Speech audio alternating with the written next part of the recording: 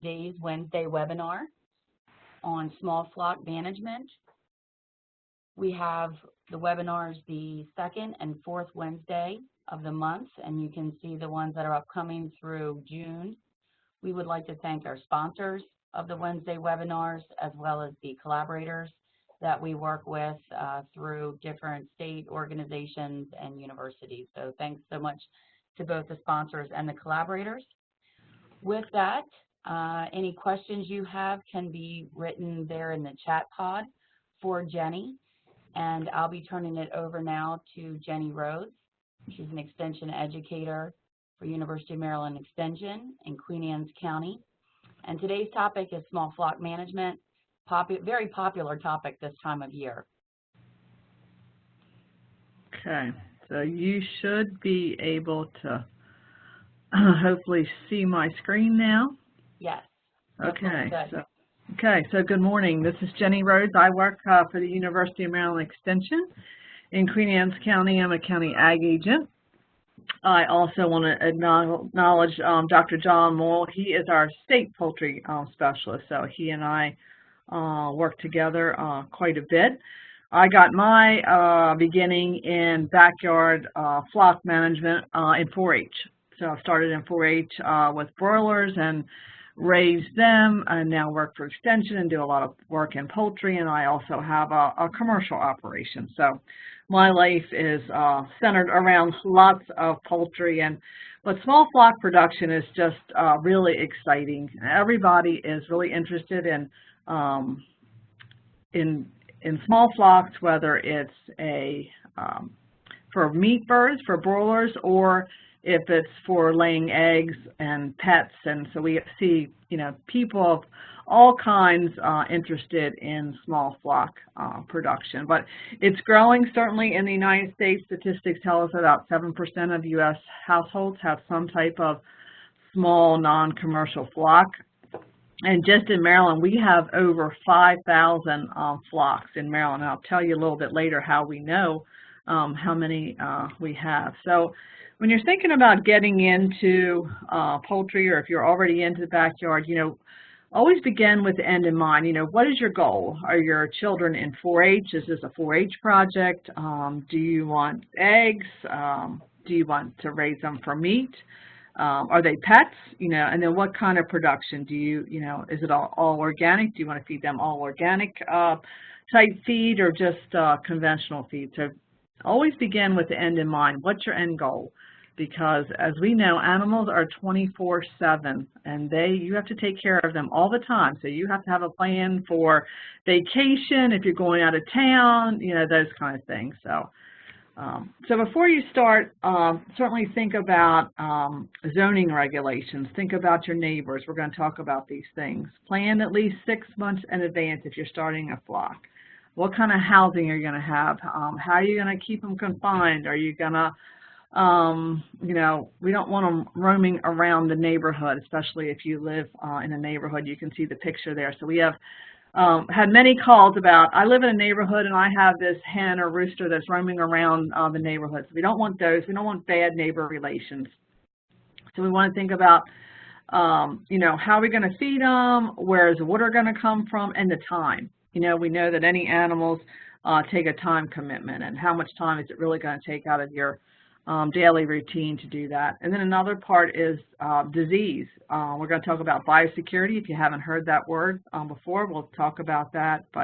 And then also a little more on disease protection. So the first thing to really think about is, can I legally keep birds on my property? And people don't understand that whether you live in a county or in a town, a township, in the state, there are all rules and regulations. So in Maryland, and I'm sure not everybody's here from Maryland, but this is just, so for you to check with your Maryland or your Department of Ag. So our Maryland Department of Ag tells us that anybody that has 5 birds or more that are housed, on their property, really have to be registered with the Maryland Department of Ag. So whether you have a commercial flock, a backyard flock, and we really encourage anybody that has any kind of poultry to register with the Maryland Department of Ag. So whether they're 4-H or even though they can be exempt, we really do think that it's important for all people to be registered. So the idea of the registration is that if there is an outbreak of some kind of disease, avian influenza or whatever it might be, the Department of Ag and the veterinarians know where every single flock is, so they can go and farmers get, or backyard farmers, they get what's called a premise ID, and there's a little card and it just has your name and your address and a premise ID, and that links from the Maryland Department of Ag, links that to your property. So, and they have, of course, all this. So if there is an outbreak, you can be notified, and you want to know. I mean, certainly if something happened in your neighbor's chickens, you would certainly want to know for yours. So that's how we know that there are over 5,000. That's just backyard flocks. I think there's about 2,100 commercial flocks in Maryland that are registered. And then with the influx of a lot of backyard flocks, you've probably seen in the news that towns are talking about, you know, do we have any type of regulation on backyard flocks? You know, you may see some may say you can have 5 hens but no roosters.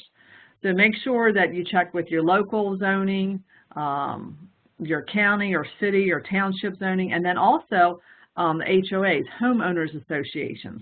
A lot of people have not maybe read all their homeowners associations and didn't realize that it says no, you know, animals in the backyard. So certainly check with everybody.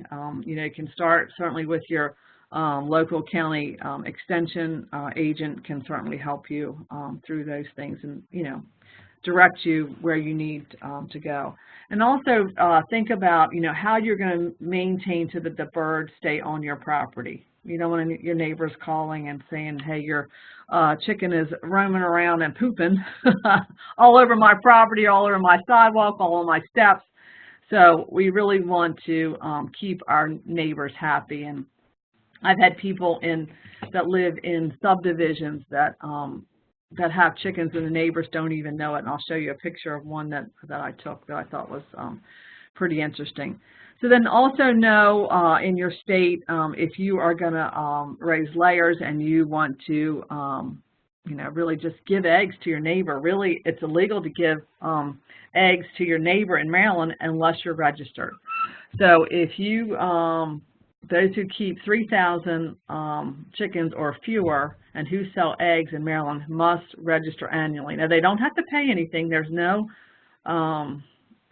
fee, but they just have to be registered. Again, this just helps to protect people. So make sure you know what the rules are and what you have to do. So the rules can be federal, they can be state, they can be county, they can be townships, towns, cities, boroughs, homeowner associations. So wherever you are, just make sure you've exhausted all of those aspects before you get started with your flock, because it's nothing worse than getting your flock and getting everything all together, and then all of a sudden somebody comes to visit you and says, oh, you can't have backyard chickens where you live, and you've invested a lot of time and a lot of money in that. So let's move on and talk a little bit about housing your flock and how we're gonna keep them safe. So let's think about some of those objectives. So we want to protect them from predators, because where there are chickens, there will be predators. And you may not have ever seen a raccoon or a fox or a hawk on your property, but I can guarantee you, if you have a flock of chickens, they're going to be there and they're going to find you.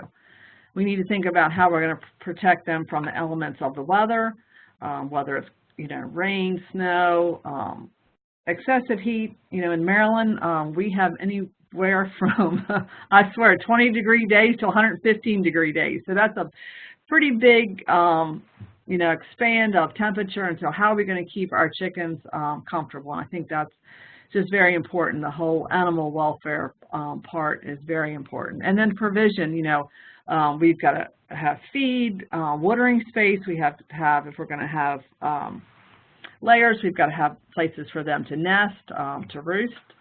So again, have a plan, start about 6 months ahead of time, think about your neighbors, Let's think about, who's going to take care of the birds, whether you're going to buy chicks that may come from, you can order them in the mail, you can get them from farm stores. If you do that, do make sure that they are NPIP approved. That's the National Poultry Improvement Plan. So if you get chicks from a company that's certified, you know that those chicks have mostly had their vaccinations and you're safe on that. And then think about bird safety, bird welfare. So we're going to think about all those different things as we talk about this. So again, think about where you're going to get your feed. You need to check out your local feed stores. What are you going to do with the manure? Do you have a garden? Are you going to put it on the garden? Or do you have a neighbor that may take that manure? Think about that. Do you know about basic animal husbandry for poultry? There's nothing better than teaching young children about animal husbandry, about taking care of an animal. And you'll learn over time to be able to, I'll say, read to make sure that your poultry is happy. If they're happy chickens, everybody's good. So you'll learn that over time, but you can read up, and certainly there's lots of things on the internet and website. And we have a great website, and give you that at the end of the program. And then what will you do to help to prevent diseases? And that's part of biosecurity. And then what will you do if a chicken dies? So you have to know what those rules are and how you're gonna take care of those. Or if you may have a chicken that may have a hurt leg or something may happen to them. So when we think about housing and confinement, how are we going to protect our birds? We've got to think about the location on our property, where we're going to put that on our property. We want to think about, total confinement. If that's, certainly if you have a farm and you've got plenty of pasture area, they don't have to be totally confined. But you've got to think about, the fence where you're going to keep them. Are you going to have a run for them to be able to run out during the day? So what's going to be the best really to protect your chickens? And you may even need to bury a fence. Maybe you talk about maybe going down 6 or 8 inches into the ground, because animals will dig and get into your coops. It's amazing what animals can do when the predators want to get in. So when you're thinking about this, is just a little picture here to give you some ideas of, there's all kinds of coops out. You can Google chicken coops, and there's amazing. You can spend all kinds of money, or you can spend, build your own. But think about the size of wire, because certainly you're going to have, if you want to put in a run area, you want to make sure that your wire is small enough. A raccoon can sit on the outside of your chicken coop, and if he can stick his paws in, he can get a hold of a chicken. Like I said, it's amazing what they can do. And then the proximity of your chicken coop to your house. You certainly want to put it on a well-drained area. You don't want to put it in a hole where it's always going to be muddy, and because that just brings on disease also. And then running electricity. So if you're, we may want to put a light bulb in there for light and water. So where are you going to get water? You're going to have to run electricity to it, or you're going to have to run a water spigot to that. I mean, it does get cold here in Maryland, so you've got freezing and thawing, so a lot of things to think about. And then also just thinking about where you can keep them, where it's dry, free of drafts, windy. It's been pretty windy here in Maryland, that's for sure. And then also think about how you're going to prevent hawks and owls. So a lot of times when people put outside runs in, they'll actually put a mesh wire over the top, because that'll keep hawks and owls from swooping in. Ground cover is always good. Certainly if they're out in the same place every day, you're not going to keep a lot of ground cover, but I'll show you some portable pens where you can move things around. But vegetation is always good for birds too. Certainly, and there are some switch grasses that you can plant that will grow pretty fast. I mean, they're starting to grow now. And, in a couple weeks, they'll provide some shade, so you might think about something like that. A protective dog around your coop can really help to discourage predators and unwanted visitors, but you also have to be careful, too, because the biosecurity issue, depending on where your dog has been, can also bring in disease, and to make sure that your dog is chicken friendly, as I call it. I had a lady that called me earlier this week that was very upset because she got some new chicks and they had a new dog, and the dog ended up, as you can imagine, what he might have done with chicks, and it was not very pleasant. In the end, she lost all of her chickens. So make sure that you monitor that to make sure that they can all get along and live together. So birds certainly need adequate space for exercise and movement, and in a minute I'll show you a chart that we use. So they'll need areas to nest and roost if you've got layers, but they'll really need to move around, and the adequate space too really helps a lot to maintain the humidity. So when you get too much humidity in your coop, then your manure will get wet, just not a healthy environment. So when you're thinking about building your coop or buying your coop, make sure there's materials that can be easily cleaned and disinfected, because you want to make sure if there is a disease, you may have to go in, wash down and disinfect it. But depending on the interval, whether you're growing broilers or you've got layers, several times a year before you get a new flock, you want to go in there and clean out everything and disinfect. You can see the picture in the lower. I visited this place and I didn't even realize that there was a coop back there. So, and the neighbors really didn't even know that it was there. So it's pretty amazing, what you can do on your property and where you can put them. And proper landscaping really can actually help to muffle the sounds of the birds. So certainly lots of things. So this is out of Virginia Cooperative Extension. This is a pretty important chart to look at. So your Bantam chickens are your small birds. So if you're inside, they want 1 square foot per bird, and if they're outside, an outside run, there should be 4 square feet. So this goes from laying hens to large chickens, quail, pheasant, ducks, and geese. So you can see, the difference, and really think about that, because this really helps bird welfare. It helps disease, and just makes you certainly much happier. We're all happy when we have lots of room to roam around. I'm going to talk a little bit about housing. So there's different types of housing. So there's movable housing. So just what it means, we can move it.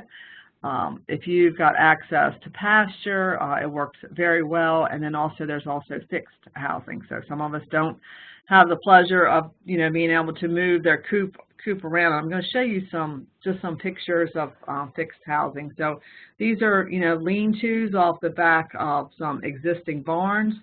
One has a permanent screening around it. Another one has some mesh wire that they put up. Another one is just the side of a barn. But as you can see in the lower picture, it's really hard to maintain some kind of vegetation in a permanent pasture, but it depends on what works on your property. Here's another picture of a fixed housing, probably I would say off the back of some kind of shed, maybe a garage. So just some, but you can Google this and look at this. I love this. Now, what do you think that they spent on this housing for their chickens? They've got it going on here, but it just shows that it can be as simple and it can be as elaborate as you want. We went to visit one lady that had done hers all in purple. So and then when it comes to movable housing, these are just ones that you can move by a tractor.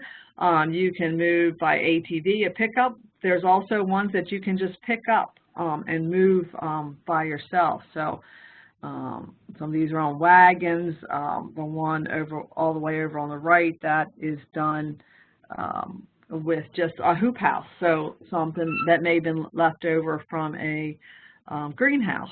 And then, I don't know, it's kind of hard to see, but in most of these, they'll put up pastures. Now, the greenhouse looking one, the hoop house, this person actually put did like a rotational grazing.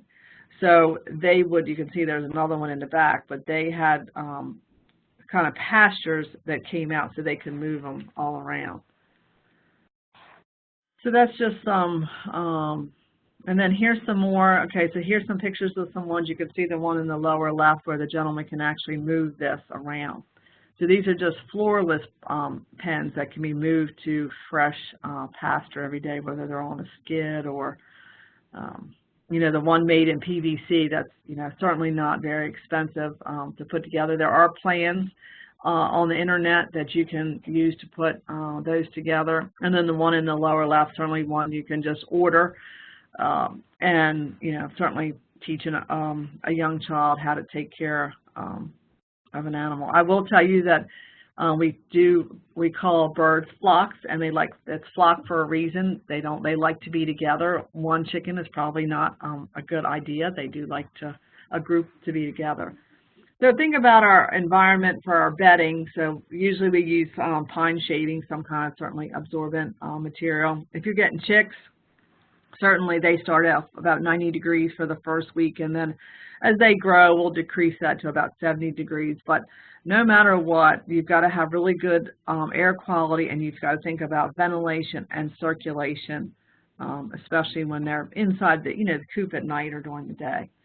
Then we want to think about feed and water. So do we have an adequate water source nearby? If you're using well water, that you're drinking, then certainly that water is fine. But if it's water from a different source, you may want to have it tested just to check to make sure the water is adequate for the chickens, because certainly water is one of the most important essential things. And then also our feeders. You can find lots of feeders online, so just figure out what works for you. Here's some type of feeders. The one on the left, that's a 4-H'er, had built a feeder as part of his 4-H project. And of course we can buy them, and I love this one with the duct tape, and I think it's probably got a stovepipe in it and a little bit of everything. But certainly when you think about feeders, you also want to think about waste. Chickens can waste a lot of feed, and because feed is certainly probably most of your cost of production. So you want something that's efficient. So you want to kind of look around the feed area to see if you see a lot of feed that's being wasted. So maybe even on this one, maybe even just the one on the left, even just raising that up so that they're not maybe bending down so far that there's different tricks of the trade that can help them from not to waste feed, because it is very costly. You want to think about the placement through your pen so that all chickens have easy access. So this is just a diagram out of Mississippi State University. So if you have your brood hover, in the middle of the area, that's where they're going to stay warm. So certainly you want your waters pretty close to that. You want your feed. You may even put out supplemental feed. Some of the studies have shown the first 14 days of a baby chick's life is very important, and they can really never have enough feed. So if you have feeders that you bought, you may even want to put some feed lids out, so they'll actually kind of walk in there and scratch, and of course they're going to waste some of that. But access to feed and water is just essential. And then with part of that goes the space requirement, which a lot of times people don't think about. So if you've got small birds like bantams or pigeon or quail, they need at least 1 inch per bird of feeder and drinker space. And when we get into the larger bird, then they've got to have 2 to 3 inches of space, drinker and feeder. So that can be easily calculated. So we talked about feed can be certainly 60 to 70% of your cost. Know where you're going to get your feed. You get what you pay for. Remember that. Always look at the nutrient content and make sure that you're using the right type of feed for the age of the bird. So, when they're chicks, there'll be a starter feed, and if you're raising broilers, there'll be more of like a medium type feed, and then there'll be, what I call a WD, a withdrawal type feed before you kill them or harvest them, and then layer feed, depending on where they are. So make sure that you spend your money wisely. I will say one other thing about feed. We always get the question about, can I feed my chicken table scraps? Well, you can, but they look to that like candy. So if they know that you're going to come out every single night after dinner and bring them table scraps, they're probably going to not eat the feed that they really need to be eating, because the feed is really going to be the one that produces the pounds of meat on the bird or the egg quality. So just make sure you keep all that in balance. Certainly never hurts. We all like treats from time to time. So you can certainly give them treats, but don't let them just know that you're going to bring them treats every night, so they're not going to eat feed. So lighting, that certainly is up to you on how you, we do have some recommendations on lighting. So certainly if you've got chicks, the first week of age, they need 24 hours of light and a pretty bright light, probably 100 watt, whatever we all use. The LEDs now, but they all have the equivalent, so look at that. If you are in a layer situation, you know, as fall comes and winter months, if you really want to stimulate egg production, we recommend at least 14 hours of daylight, and you can do that with a simple light bulb. You can buy an automatic timer at a hardware store. I think they're probably $5. It's not, you know, they're pretty easy to install to give them lighting, so certainly important. So when selecting breeds, buy from a reputable hatchery. We talked about the NPIP, the National Poultry Improvement Plan, so make sure that they are certified with that company, and then you'll know that you'll be getting the correct, you know, they've had their vaccines and they're reputable. Also, I'm not going to go into breeds now, but we can certainly at a later date, if people are interested, we could talk about the different kinds of breeds and, you know, some of the things that we should look for. Animal husbandry goes along with animal welfare. It's just really learning about the signs of discomfort, if there's disease, you know. Make sure you know how much you feed them every day. Look at the water that you give them. Their diet will tell you if something's wrong. If they back off water, if they back off feed, you're going to know right away that something's wrong. And then from there, you can become a detective and figure that out. But with experience and over time, you'll figure out, you know, what's a happy bird and, you know, how things. And you can hear really probably by the way that they sound. When you walk out of your door in the morning, you can really tell what's going on. So you know that all animals need care, so make sure that you have enough time to give them the care that they need. And then calling chickens is certainly going to be a part of it. If there's a chicken that gets you know, wounded or gets sick, so think about those things that we have to do that may not always be the most pleasant. So I'm going to touch a little bit about predators. That we have some information on our website more about predators, but they're everywhere, and like I said, they're going to come from no matter where, and cats and dogs can be part of that predator list, but mice, rats, owls, I mean, the list goes on and on. Weasels, skunks, possums, fox, coyotes, even bears. We don't have bears right here where I am, but anything, it's an animal, it's and mostly we see here fox. We have a lot of fox in our area. So just try to keep things tight and secure. People have done all kinds of things from sirens to the little pinwheels outside that will help the motion detector lights. So they've done a lot of different things. This is just a short chart that I put together. It talks about, so, you know, if something happens to your chickens, you can kind of figure out why or what might have gotten into it. So if there's a rat, if you've got young chicks, they won't, you know, they could be missing, they could be dragging them off down in, you know, if they've got a rat hole, or they could even be partially eating them. Raccoons, you'll see a lot of bites, a lot of scattered feathers. Like I said, you know, they can reach right into a chicken coop from the outside and really make a mess. And skunks also, we'll see, of course you're going to smell probably a lingering odor if they've been there. Snakes certainly will eat the young and missing eggs. So if you've got, you know, you go in and you think you should be having eggs, maybe you've got a snake around there. But fox really is what we see a lot of. Whole birds will be missing, a lot of scattered feathers, and fox will also just, sometimes they'll just kill them and then just leave them there and really not.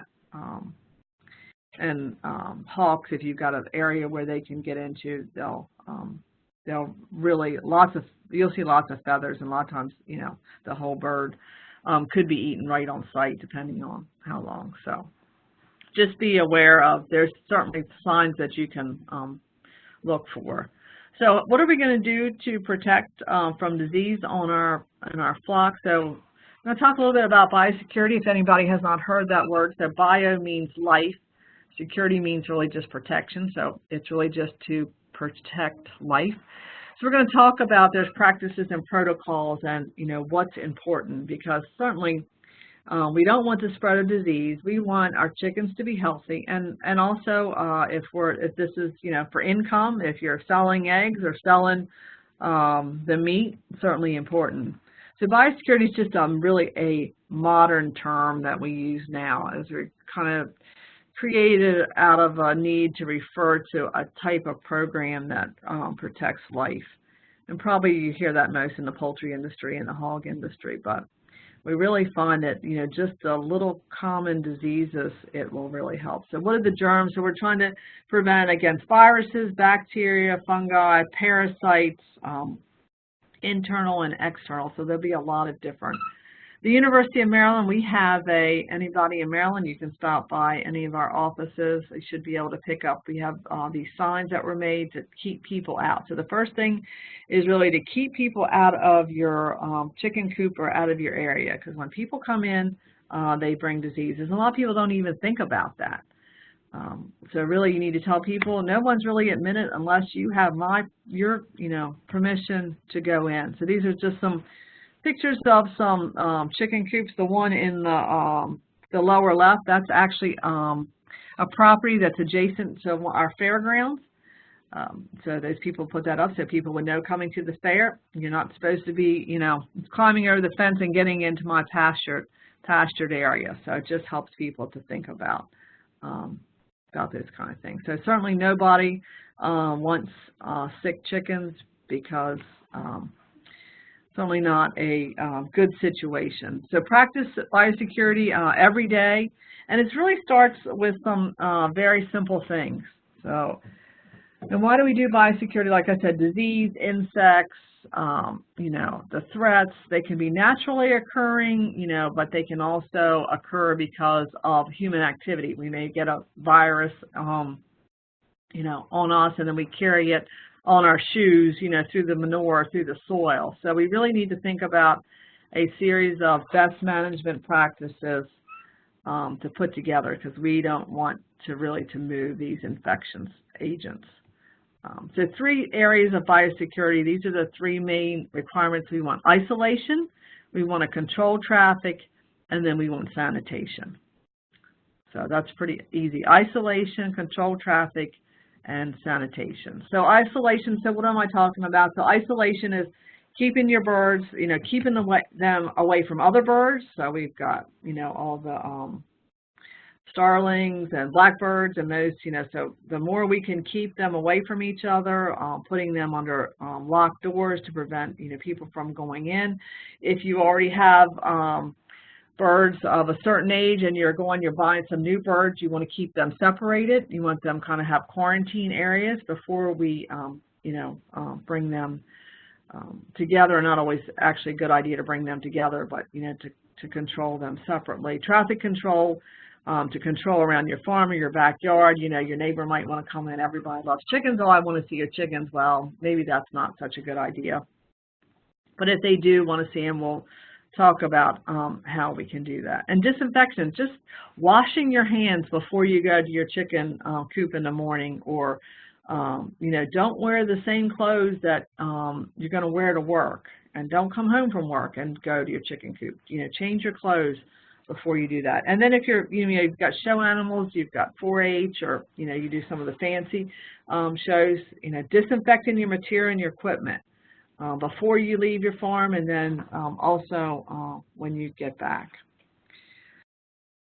So one of the ways really is, fences, gates, some point of access, if you want to keep that locked, or maybe even make it look like it's locked. Maybe it's not, but that always deters people. And then signs, I showed you some pictures of some signs. So that's just a little, trying to just keep everybody isolated on a farm. We do, this has ever stopped to consider that we live in a gated community. So really animals do on farms, because we don't want, interspecies mixing, because they have,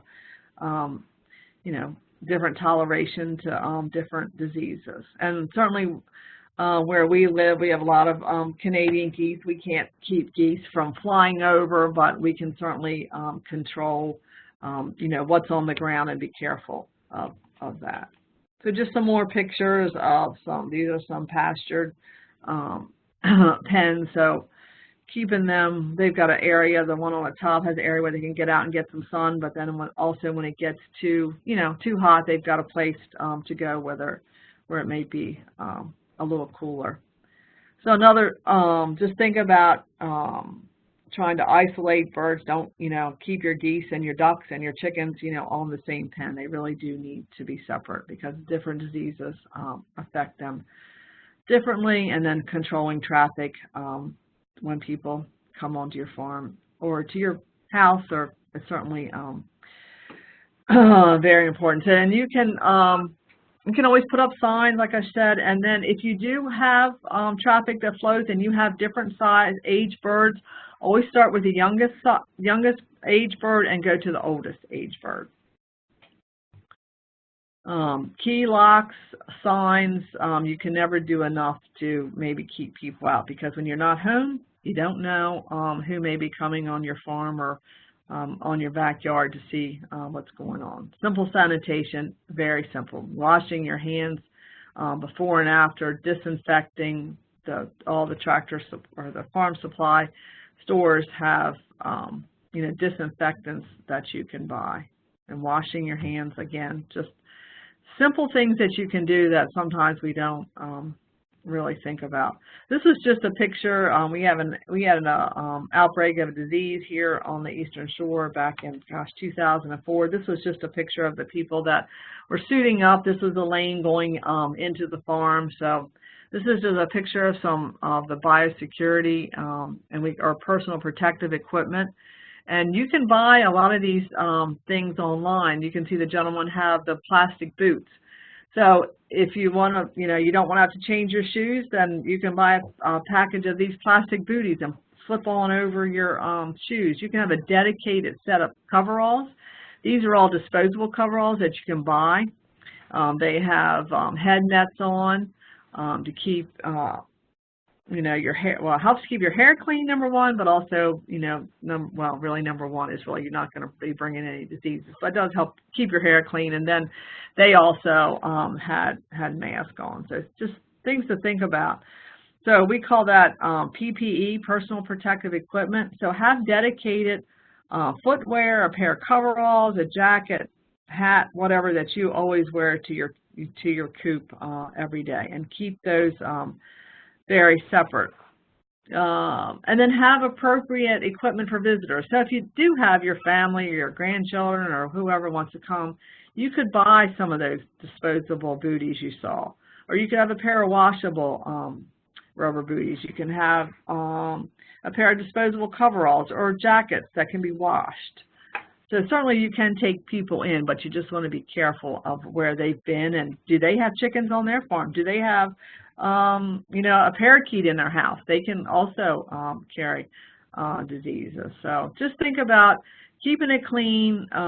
If you've got material going back and forth, you know, equipment from shows, making sure you're not bringing any, well, it says organic matter, so really, i.e. manure, and just make sure that you regularly disinfect materials. Just certainly very important. And if you suspect anything that's going on, if you suspect a disease, so stop first and get help.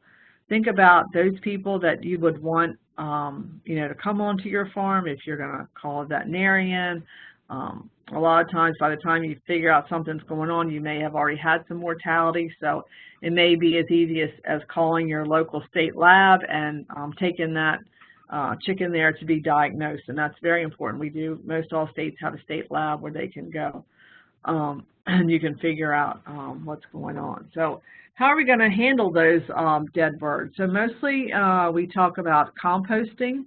There is rendering plants in certain states, incineration, but you really have to check with kind of your local ordinances on that. Composting works really well. I've got some pictures here of some compost bins you could build. A lot of people will build them out of old pallets, pretty easy. So just start with some kind of carbon source. So you can start with manure, you can use leaves, wood shavings. Your nitrogen source is going to be your dead birds, and then you may need to add a little water, a little moisture to that, and then you'll just keep layering that. And a lot of people already have a composter on their property, so that works very well for taking care of mortality. So how much biosecurity do I need? Well, that's kind of up to you, but you know, you've got an economic, you've got an interest in your birds, you've got a lot of time, you've got a lot of money devoted to your birds, and a lot of it is just common sense. It doesn't have to be anything hard, just think about it.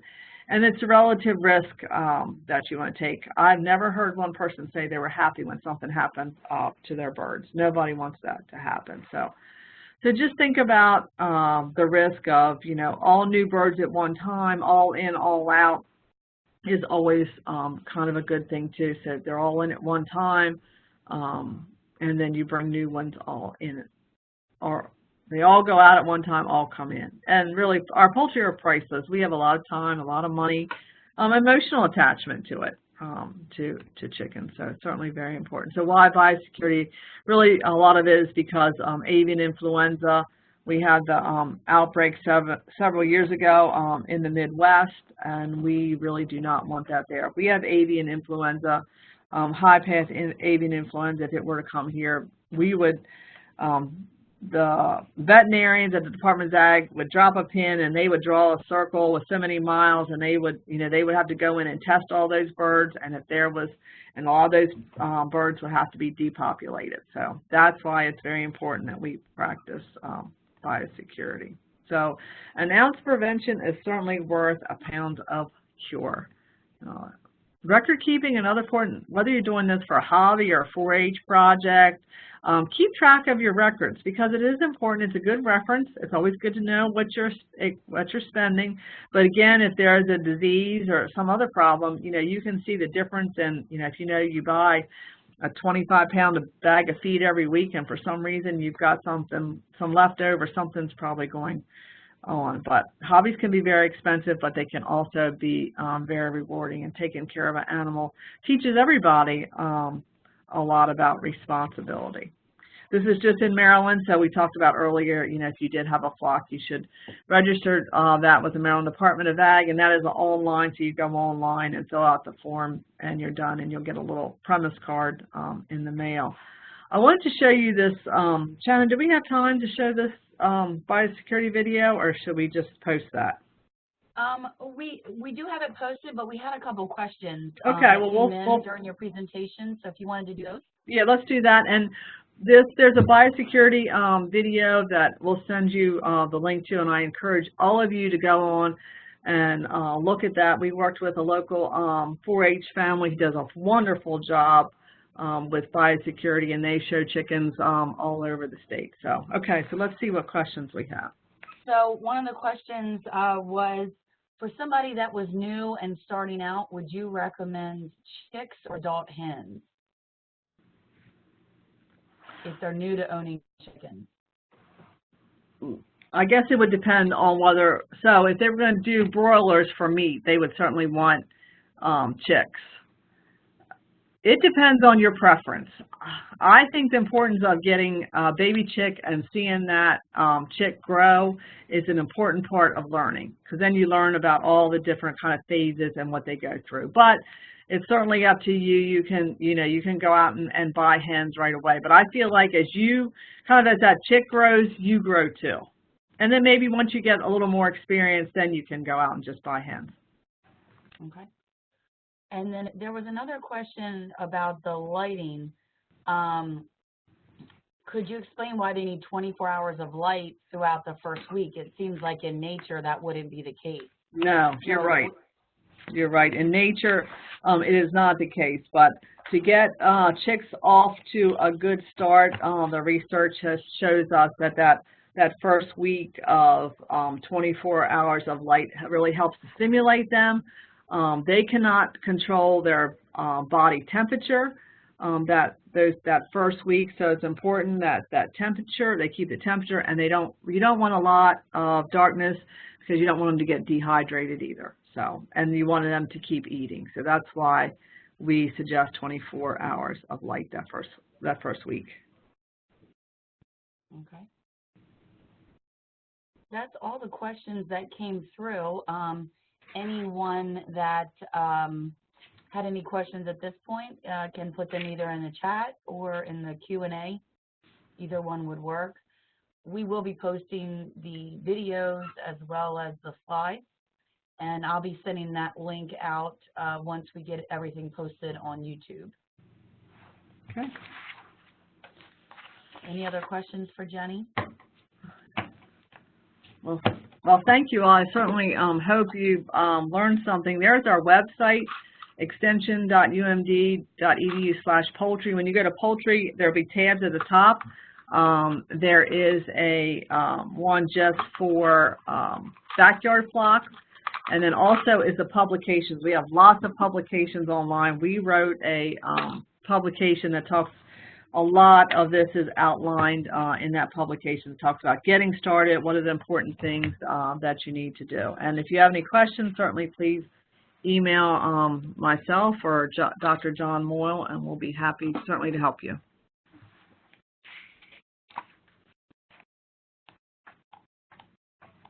All right, additional questions? We're not getting any through here. Okay. All right. Well, thank you very much, Jenny. Really appreciate that good information and very timely with chicks all over the place this time of year. That's true. Spring. So that worked out great. Good. Okay. Well, thank you all. All right. I'm going to go ahead and stop recording. Okay.